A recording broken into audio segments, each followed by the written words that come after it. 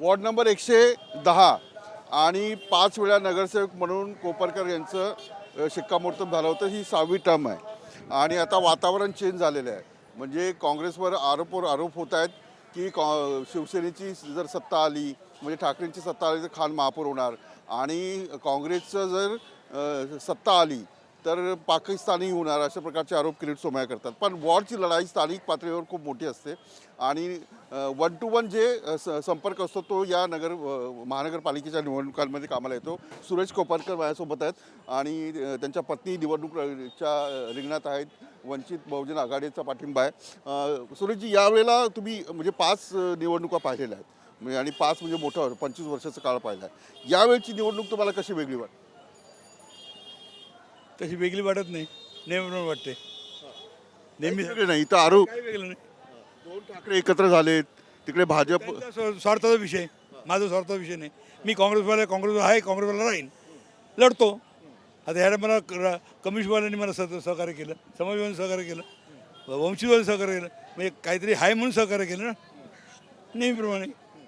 पण यावेळेला काहीतरी वेगळं असेल म्हणजे हिंदू मुस्लिम वाद होतोय किंवा आणखी काही अशा प्रकारचे अनेक वाद उकरून काढले जातात. 25 वर्ष काय केलं?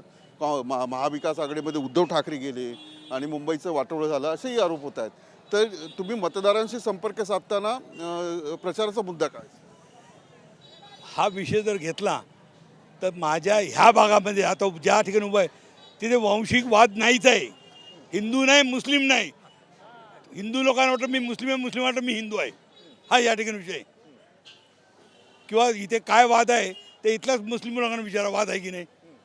आणि कोपरकरनी 25 वर्षे वादविवादच केला नाही, हे मी सांगत नाही, माझे मुस्लिम बांधव सांगतील. आता तुम्ही निवडणुकीच्या रिंगणात आहात म्हणजे लाडकी बहीण योजना यामुळे विधानसभेमध्ये खूप मतं मिळाली महायुतीला. आता ह्या महिलांना तुम्ही कसं प्रचार करता महिलांकडे जाता? लाडकी महिलांचं ते आता काय झालं याच्या सर्व महिलांना माहिती आहे आत्ताच्या वेळेला. तर त्या सर्व महिलांना मी एवढंच सांगेन की यांच्या खोट्या आश्वासन देतात त्याच्यावर काय बोलू नका. तुम्ही म्हणजे चांगल्या माणसाला निवडून द्या तर तुमची चांगली कामं होतील. ते पैशांच्या आमिषला ते बोलू नका, एवढंच मी त्या महिलांना सांगेन. पदयात्रेमध्ये तुम्ही जे फिरतायत तर आत्ता जे राजकारणातले विषय आहेत, अभी जो राजनीति चल रही है तो उस वक्त जो वोटर है यानी बीजेपी के वोटर हो या फिर दूसरे ठाकरे फैमिली के वोटर हो शिवसेना के, तो उनको कन्विंस कैसे करते हो? उनको कन्विंस करने की क्या ज़रूरत है? देखिए यहाँ पर जो है ना, यहाँ पर काम जो इन्होंने किया है आज 25 साल से, उस काम के ऊपर इन्हें वोट दिया जा रहा है. रोड बहुत ख़राब थे, जब ये आए हैं चुन के तो रोड इतने ख़राब थे कि यहाँ पैदल चलना मुश्किल रहता था. अब आज देखिए आप कैसा रोड है, आज नाले गटर देखिए आप कैसा है. और इनका काम ऐसा है कि अगर कोई बच्चा भी अगर चला गया, इनका कहना है कि किसी को बड़े के आने की ज़रूरत नहीं है हमारे यहाँ, किसी सोर्स की ज़रूरत नहीं है हमारे यहाँ. हमारे यहाँ एक बच्चा भी अगर आया तो हम उसकी सुनते हैं. और ये हकीकत है, हमने इनको देखा है कि अगर किसी ने 1 बार से 2 बार किया तो ये वो गली में पहुंच जाते हैं. जिस गली का कंप्लेन है, क्या प्रॉब्लम, जगह पे पहुंचते हैं वहाँ पे. तो जनता वो चीज़ देख रही है. जनता हिंदू मुस्लिम नहीं देखती है.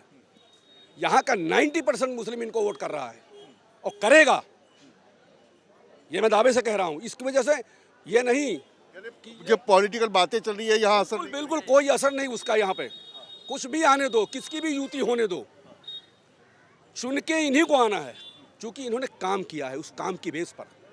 बाकी कोपरकर जी, मला सांगा, ही 6वी वेळ आहे. 5 वेळा नगरसेवक राहणं म्हणजे खूप मोठी गोष्ट आहे. कारण एका वेळेला नगरसेवक राहिल्यानंतर दुसऱ्या वेळेला काय लोकांपुढे काय मुद्दे घेऊन जायचा हाही प्रश्न असतो.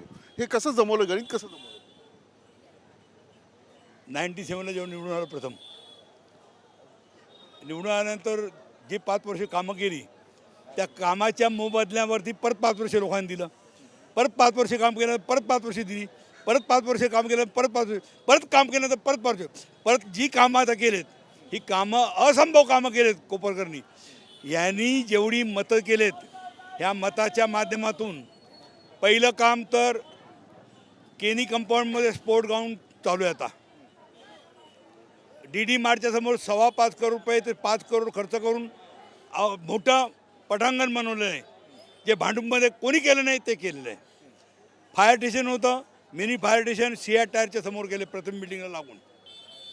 चौथं काम गोरेगाव लिंक रोड आणि LBS रोड वायडिंगच्यासाठी जी नेट पॉलिसी होती 61, 62, 64 ती पॉलिसी रद्द करून घेतली, ती कोपरकरनी करून घेतली यांनी दिलेल्या मताच्या जोरावरती. त्याच आधारे 470 करोडचं एक हॉस्पिटल बांधून तयार आहे. ते 1-1.5 वर्षात कधी चालू होईल. 10 माली बिल्डिंग पूर्णत्वाला आलेली आहे. 14 ऑपरेशन थिएटर, 510 बेड. हे भांडुपला भूषण कोपर यांनी जी मतं दिलीत त्या मताचा प्रत्येक कुठे मताचा मोबदला भांडुपकरांसाठी 110 वाढसाठी नाही, भांडुपकरांसाठी दिले. आणि भांडुपकरांसाठी देऊन विद्यावारपासून तर मुलांपर्यंत त्या ठिकाणी प्रत्येकाला उपभोग घेण्यासाठी दिले. म्हणजे ह्यांनी जी मतं दिले, कोपरकरवरती विश्वास टाकला, आशा कोपरकरवरती विश्वास, कोपरकर फॅमिलीवरती विश्वास टाकला. त्या विश्वासात कुठे तडा न जाता, त्यांची मान कुठे खाली झुकून न देता त्यांना स्वाभिमान वाटतो का कोपरकरला जी मतं दिले त्याचा प्रत्येक मताचा आमचा फायदा झाला आहे आणि त्यांनी एवढी कामं केलेत. ह्या एक शेवटचा प्रश्न, आता तुम्ही मतदारांपुढे जाता तर आता पुढच्या 5 वर्षाचं प्लॅनिंग काय, म्हणजे काय ठरवलं आपल्या विभागासाठी, भांडूपसाठी? जे जे रस्ता अंधूर असतील यांची मागणी आली तर रस्ते रुंद होतील आणि मोकळा श्वास घेण्यासाठी LBS रोड आणि गोरेगाव लिंक रोड मोकळा केला तसं रोड मोकळे करून टाकेल. हे पहिलं. रस्त्याचं पहिलं आणखी काय करायची इच्छा आहे? तुम्ही 5 वर्ष सतत तिथे नगरसेवक म्हणून कोपरकरांवर प्रेम केलं मतदारांनी. जशी मागणी तसा पुरवठा. जी मागणी हा मतदार जे तसा तो पुरवठा केला. 5 वर्ष मागणी केली, पुरवठा केला म्हणून 5 वर्ष दिली. पुन्हा 5 वर्षी मागणी केली, पुरवठा केला. अशा प्रकारे 25 वर्षी साहेब गेलेत. आता मिळेल तुम्हाला, म्हणजे आता 100%. मी काय सांगतोय, लोकांचं मत झालं आहे कोपरकर शिवाय आम्हाला पर्याय नाही किंवा कोपरकरला देणार निवडून, असं माझं म्हणणं नाही, इथल्या स्थानिकांचं म्हणणं आहे. असं तेच मला सांगतात, कोपरकर डरो मत, हा महिना 7 में ऐसा इनका कहना है. खूप खूप धन्यवाद आणि खूप खूप शुभेच्छा. स्थानिक हां हेलो, हां बोला. बोला. महानगर पालिका का इलेक्शन जो है वो जो है मूलभूत सुविधाओं के मुद्दे पर लड़ा जाता है, जैसे पानी, संडास, रास्ते वगैरह. मगर बीजेपी ने इस इलेक्शन को भी जातिवादी बना दिया है. ऐसे माहौल में जब हर तरफ जातिवाद है, मगर हमारा एक 110 का वार्ड ऐसा है कि जहाँ पर हमें एक सेकुलर नेता मिला हुआ है. आज 25 सालों से जो जात धर्म को ना मानते हुए सबकी एक साथ में सेवा और सम्मान करने वाला नेता है.